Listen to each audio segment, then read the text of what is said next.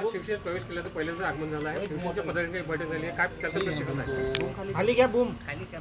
मला असं वाटते का बच्चू कडूचा चेहरा हा शिवसेनेतला सामान्य शेतकऱ्यांचा, मजुरांचा, दिव्यांगांचा, सगळ्या धर्मांचा, सगळ्या जातीचा चेहरा म्हणून समोर येणार आहे. मी शेतकऱ्याचा पाईक म्हणून काम करणार आहोत. जे वंचित आहे, दुर्लक्षित आहे, त्या सर्वसामान्य माणसासाठी शिवसेनेच्या माध्यमातून माझं दार उघडं राहणार आहे. मी सांगतोय का आम्हाला धर्माचा जरी गर्व असला पण वाद होता कामा नये याची काळजी आम्ही घेणार आहोत. प्रत्येक धर्मातला शेवटचा माणूस जो कष्ट करून जगतं त्याला ताकद देण्याचं काम बच्चू कडू आपल्या पुढच्या आयुष्यात करणार आहे. धनुष्यबाणातून पुन्हा प्रहार आणि प्रहारातून पुन्हा सामान्य माणसाची सेवा अतिशय चोखपणे, निर्भीडपणे, तेवढ्याच ताकदीने वेळ पडली तर रस्त्यावर उतरून सुद्धा हम डरने वाले भी नहीं और डराने वाले भी नहीं है.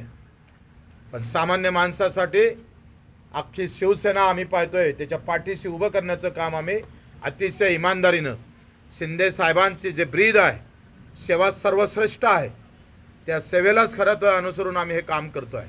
तसं आहे की जादूची कांडी नाही आहे. तुम्हाला जरी मुख्यमंत्री केलं तर तसं होणार नाही, पण प्रयत्न केल्याशिवाय राहणार नाही. प्रामाणिक प्रयत्न आमचा राहील. आणि आम्ही सांगतोय, आम्ही नेहमी म्हणायचं आहे की आम्ही काही मुंबई दिल्लीवाल्याचा गुलाम नाही आहे नेत्यांचा. मी सामान्य माणसाचा गुलाम आहो. पण आता लोकांना वेळ आणली, ज्यांना आम्ही नेते समजत होतो त्यांनीच आम्हाला आता नेत्याचं गुलाम करायचं ठरवलं आहे. राजकीय परिस्थिती एवढी वाईट झाली का झेंडा, त्याचा रंग, रंगातला माणूस आणि मग जात, धर्म, पंथ आणि पैसा या ताकदीवर लोक राजकारण करायला लागले. सामान्य लोकसुद्धा त्याच्यात भरडले गेले. म्हणून आम्ही सांगतोय हा निर्णय घ्यावा लागला. ये मजबुरी का कारण नाही आहे, ही परिस्थिती बदली आहे. परिस्थितीमुळे आम्ही निर्णय घेतलेला आहे. आणि म्हणून आम्ही तेवढाच कणखरपणा, तोच बाणा शेतकरी, शेतमजूर, कष्टकऱ्यांचा अतिशय ताकदीनं ठेवू.